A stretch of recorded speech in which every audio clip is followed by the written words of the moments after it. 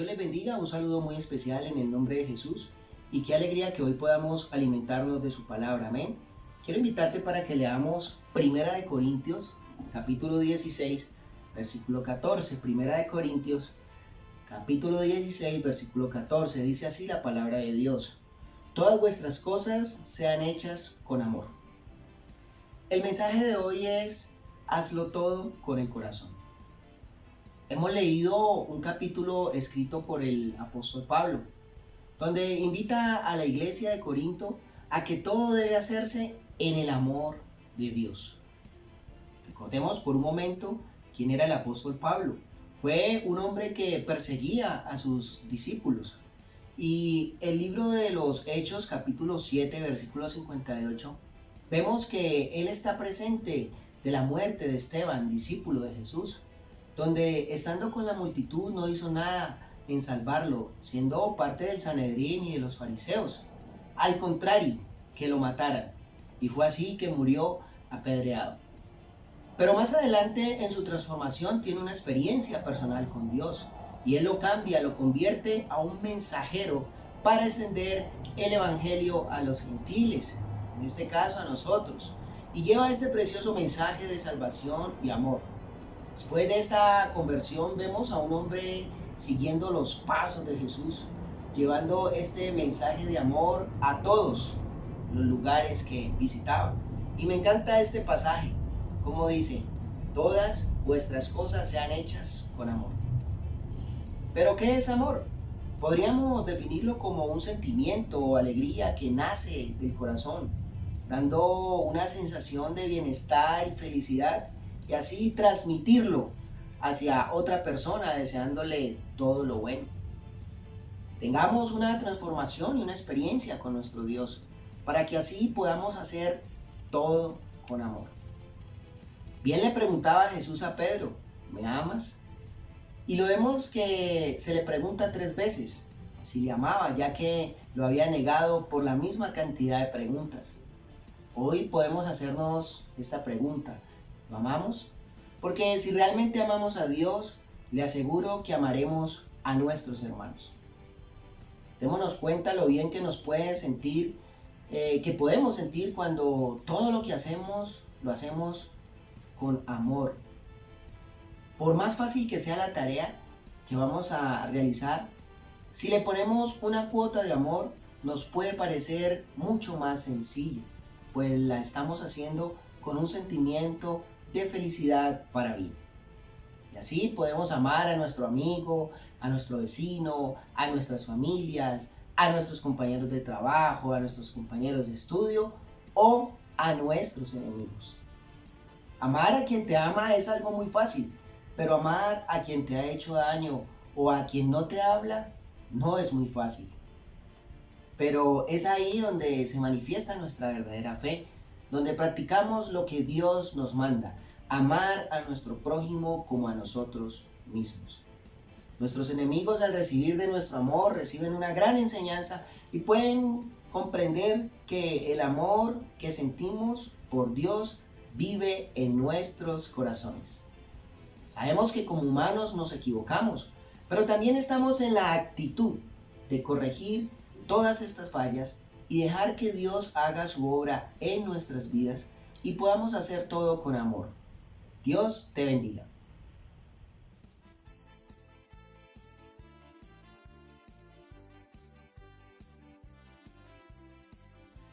Bien, continuamos con el 12º estudio, ¿quién es Dios? Y profundizaremos un poco más sobre su nombre.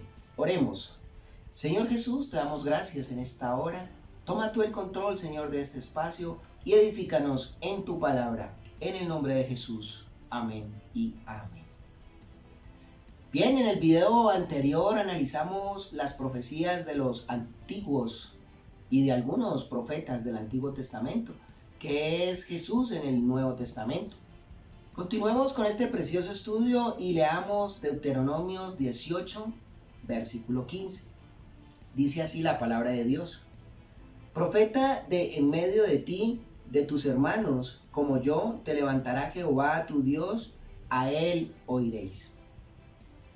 Vemos aquí una profecía cumplida con el Mesías, el Señor Jesús, donde está prometiendo que va a llegar un profeta más grande que todos. Dios quiso dar a conocerse a sí mismo y su voluntad a los hijos de los hombres, y quiso ofrendar su vida a cambio de la vida eterna. Creo que es una profecía muy completa y clara de lo que Dios quería hacer con la humanidad. Más adelante vemos en el versículo 18 que él mismo dice que pondrá su palabra en la boca del Mesías. Aquí claramente estamos observando que el profeta más grande que ha pasado a través de la historia, que vino a salvar la humanidad de la esclavitud y del pecado y de maldad, es Jesús. Bien dijo el apóstol Pedro: Señor, ¿a quién iremos si solo tú tienes palabras de vida eterna? Es decir, quien tiene la verdad es nuestro Dios. Jesús lo dijo: yo soy el camino, la verdad y la vida. Y claramente dice: nadie viene al Padre sino por mí. No dice: nadie viene a mi Padre o va a mi Padre. Es decir, él mismo se estaba proclamando Padre eterno. No olvidemos que Padre es un título, Hijo es un título. Y la Biblia nos muestra claramente que Dios, el Padre, es en la creación. Amén. Y como Hijo en la redención, y como Espíritu Santo en la santificación. Es decir, hay un solo Dios y un solo mediador entre Dios y los hombres, que se llama Jesucristo. Gloria al Señor. Qué tremendo mensaje profético que estamos estudiando el día de hoy. Sigamos en el libro de los Salmos. Vemos un pasaje muy cautivador y lo encontramos en el capítulo 34, versículo 20. Dice así: Él guarda todos sus huesos, ninguno de ellos será quebrantado. Este versículo que nos habla acerca de la naturaleza que iba a pasar con el Mesías, vemos que cuando Jesús fue crucificado, no le tocaron ni uno de sus huesos. La práctica de los romanos era que les quebraban sus huesos para que fuera más doloroso y aceleraran el proceso, se asfixiaran del dolor y murieran más rápido. Pero cuando los romanos pasaron donde Jesús, él ya estaba muerto y no le tocaron. Y es aquí donde Mateo dice: se cumplió lo escrito, ninguno de sus huesos fue tocado. Qué maravilloso es nuestro Dios, amén. Él es fiel y su palabra es verdadera. Gloria a Dios. Veamos otra profecía cumplida en este mismo episodio del Mesías. En Salmos capítulo 22, versículo 18 dice: repartieron entre sí mis vestidos y sobre mi ropa echaron suertes. Y sobre mi ropa echaron suerte.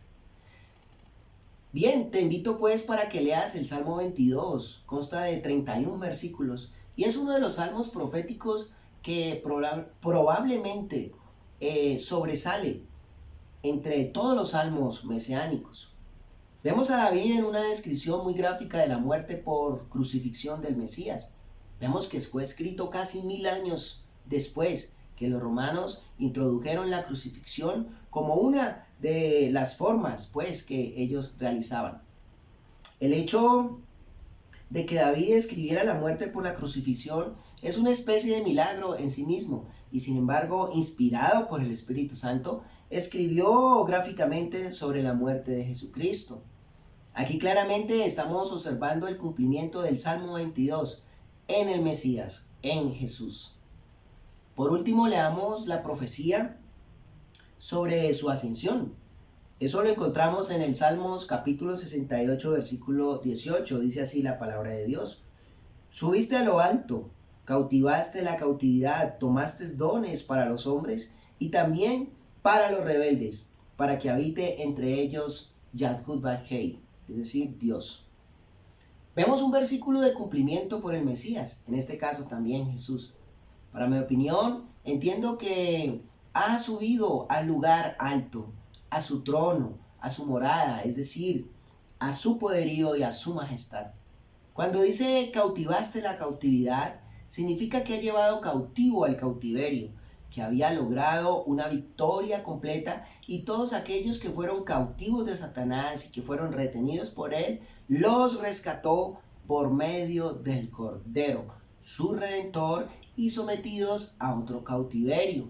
Pero ¿cuál es el otro? La entrega del servicio voluntario a Dios y el ser guiados por fe por medio del Espíritu Santo. Amén. Y cuando se dice para que el Señor pueda habitar entre ellos, significa que había logrado el triunfo de libertar al mundo de pecado y habitar en medio del que crea en Él y reconocerlo como nuestro Dios y Salvador y caminar en este camino del Evangelio por medio de su Espíritu Santo. Amén. Aún a los reyes y a los poderosos. Bien, creo que todos estos mensajes que hemos estudiado durante más de 5 programas, cortos pero sustanciosos, hemos visto que ha sido especial. En conclusión, Dios es espíritu, pero se hizo hombre para que tú y yo seamos salvos por medio de la muerte y resurrección del Cordero. Vemos que Jesús ha dejado una huella imborrable en la humanidad y ha partido la historia en dos, antes y después de Cristo.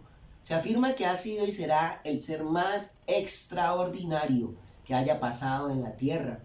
Podemos concluir en esta parte del estudio que Jesús es la manifestación de Dios en carne, dicho hace miles de años por los profetas mayores y menores, y también por nuestro Dios mismo, con sus palabras, que Él mismo iba a venir a salvarnos. Así que te invito para que puedas repasar estos estudios con la Biblia en la mano y puedas aceptar a nuestro Dios y reconocerlo. Amén.